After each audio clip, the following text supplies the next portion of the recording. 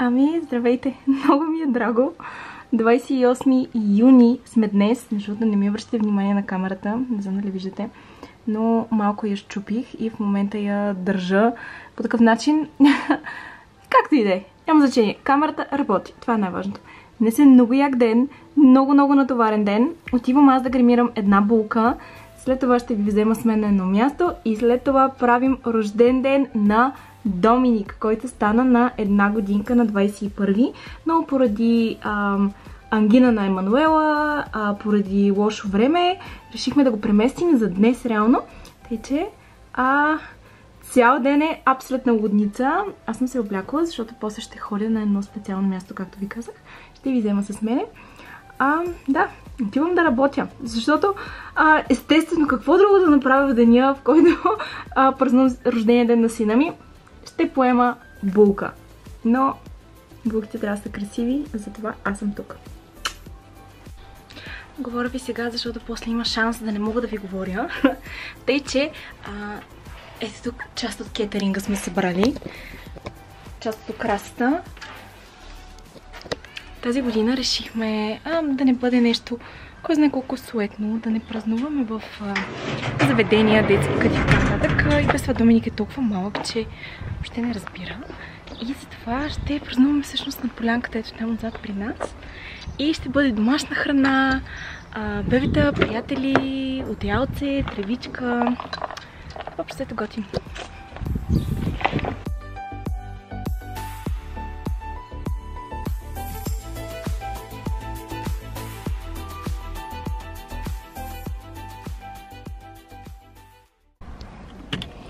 Булката е красива, задача номер 1 за деня е изпълнена. Продължавам нататък, отивам да взимам Доминик от вкъщи и отиваме към втора дестинация.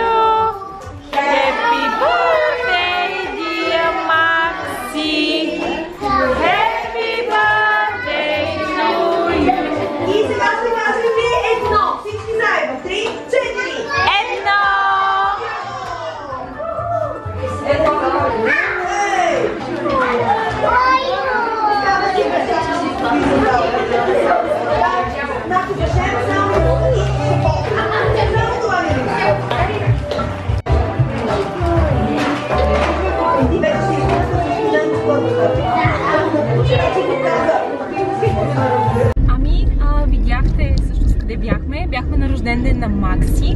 Това е сина на Поли. Така, аз се прибирам по-раничко от рождения ден, защото вече е време да се захванем всъщност с организацията на рождения ден на Доминик. Толкова се вълнувам, много съм щастлива. И да, нямам търпение да видя колко ще се получи готино. Имаме украса, която всъщност никога не съм виждала, нямам никаква идея каква ще е украсата, тъй че ще е супер изненада и за мен. Е така, до после!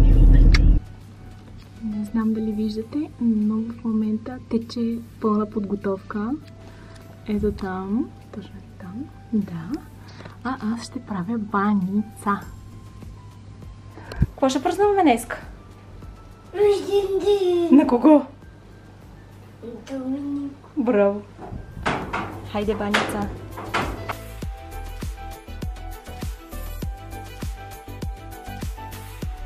Ами от много суетене май изгорих баницата, но това е.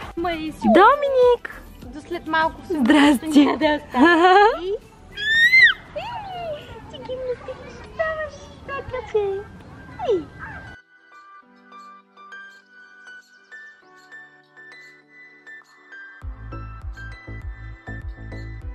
Почваме малко по малко да се събираме.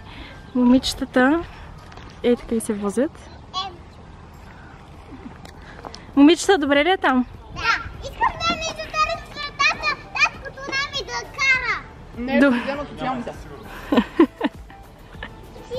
Положението е абсолютна лудница. Павлин майстора на скарата, Спас майстора на компютрите.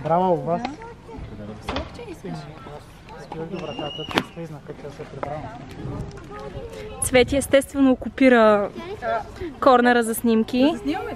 Искахме малко по-здравословна храна, затова сокчетата са в Рудада. Има плодове, домашна храна, домашна баничка. Тези сокове са любимите на Емануела.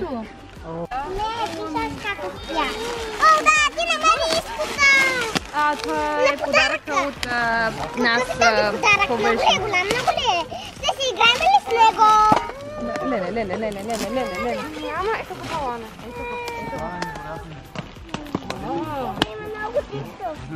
Да, много тихо, не може да се махне. Много тихо. Първо махнете опаковката и тогава тиксото. Мисля, че така би било по-добре.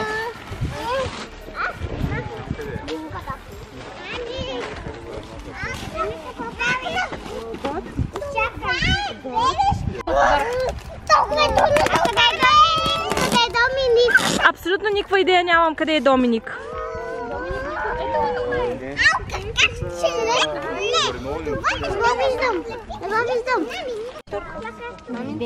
Али, виж кой е тук?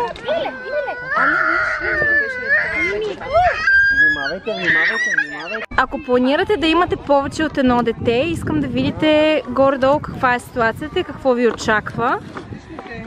Че давайте смело. Това е рождения ден. Или просто не си празнувайте рождения ден. Или просто не си празнувайте рождения ден, да. Да си го горе-долу една годинка. Да. Циркът е пълен. Любов, как върви скарата? Бавно нареждат се на опашка хората и чакат реда. Митко, на здраве. На здраве. Патрик и той работи 100%. Заповядай. Така ли музиката стоиш в Инстаграм?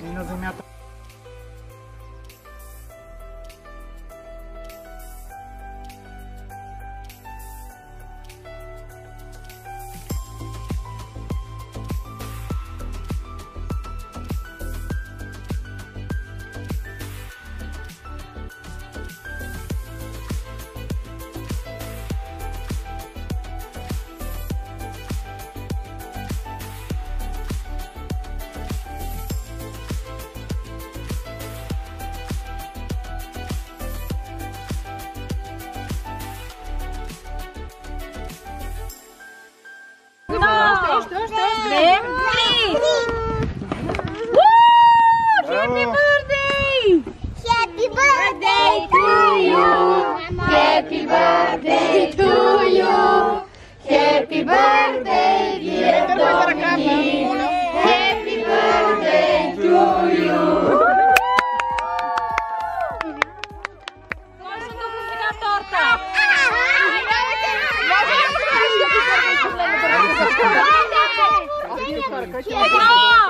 Две, три! Айде пак! Ще се боря с вас. Вики, спри! Вики, чакай! Вики, чакай, дай шанси на другите! Вики! Вики изключи от отбора! Кой ще следващия изключен?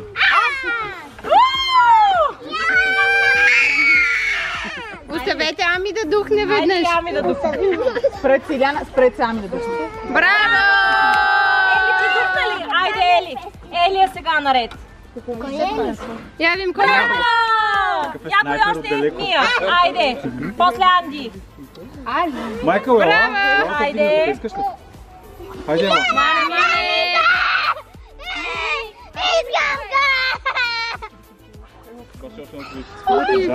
Искам да!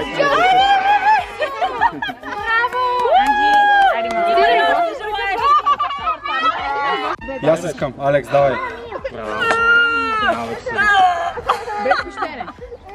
Не съм имал торта от 20-тия си рожден ден. Сега е твоя Такава момент. голяма двоетажна искам с Шевролет. Айде! Още Митко! Точно така ще се.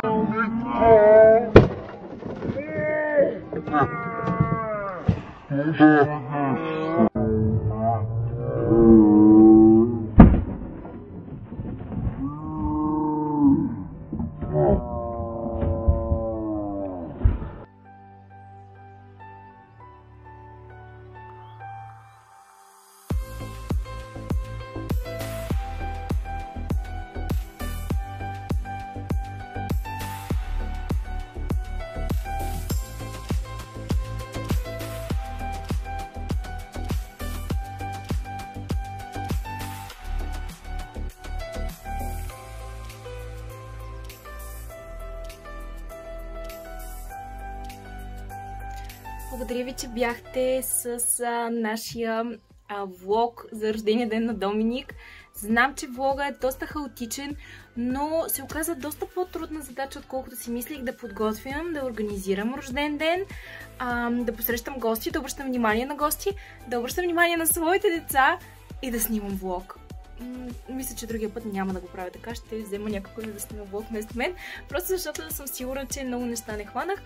Но надявам се и вие правилно да сте видяли колко беше шарено, колко беше весело, колко всички деца се забавляваха, което всъщност беше най-важното. Всичката подробна информация за продукти, организация и така нататък за това видео ще ви оставя долу в описанието. Аз много ви благодаря, че бяхме заедно и до скоро!